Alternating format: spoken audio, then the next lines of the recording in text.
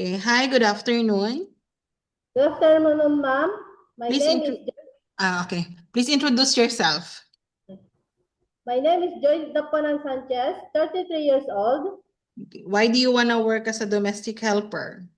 I want to help my family finances and to for my kids' education, ma'am. How are you qualified for this job? Because I am hardworking, polite, and disciplined person, ma'am. May I know what is your educational level? I am a high school graduate, ma'am. Have you worked abroad? Yes, ma'am. In which country? Kuwait and Singapore, ma'am. What is your last job? My last job is in Singapore, ma'am. Currently, are you still working? No, ma'am. Are you medically fit? Yes, ma'am. Do you have any serious injury or illness? No, ma'am. Are you taking any medication or vitamins? No, ma'am. Is all your child normal delivery or C-section? Normal, ma'am. Do you have any tattoo? No, ma'am. Do you smoke? No, ma'am.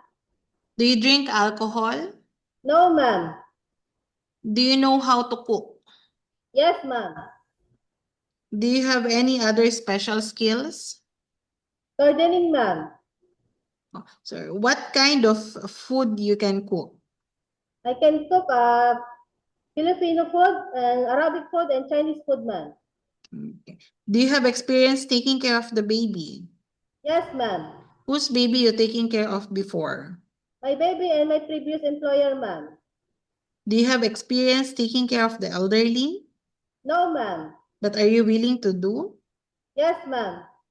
Are you willing to work with any race employer? Yes, ma'am. Are you willing to work where the employer, where the parent or parent-in-law or any relatives stay together? Yes, ma'am.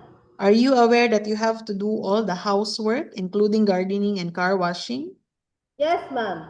How many kids do you have? 2, ma'am. Are you legally married? No, ma'am. Are you part of the LGBT? No, ma'am. When your baby was born, who take care of them? Me, ma'am. Who will take care of your kids if you will work abroad? My partner and my father, ma'am.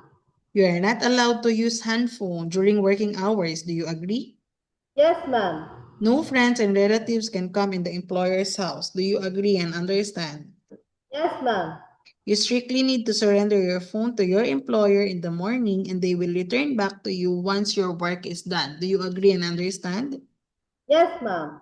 If you misuse the handphone policy, employer will confiscate your phone and you're only allowed to call 4 times in a month only. Do you agree and understand? Yes, ma'am. Do you understand the rules and regulation of the handphone policy? Yes, ma'am. You're not allowed to use makeup or wear sexy clothes. Do you agree and Yes, ma'am. understand? Do you have any allergy to food, any seafoods, or any medication? No, ma'am. Are you afraid of any pets? No, ma'am.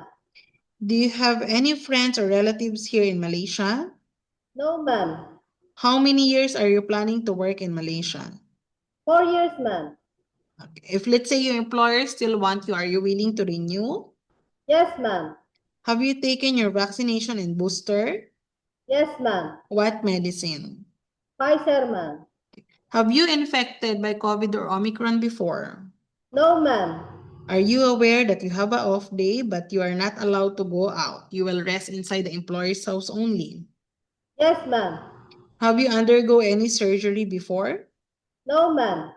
Do you have any sickness like high blood pressure, thyroid, asthma, diabetes, or anything? No, ma'am.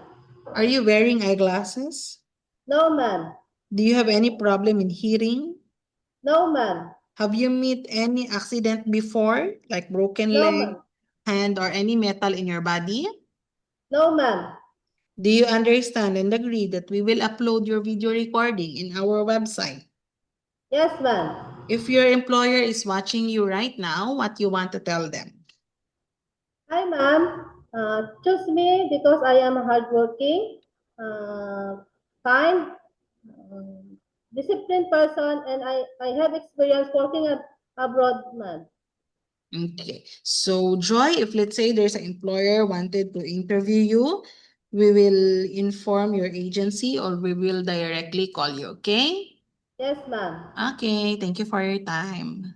Thank you, ma'am.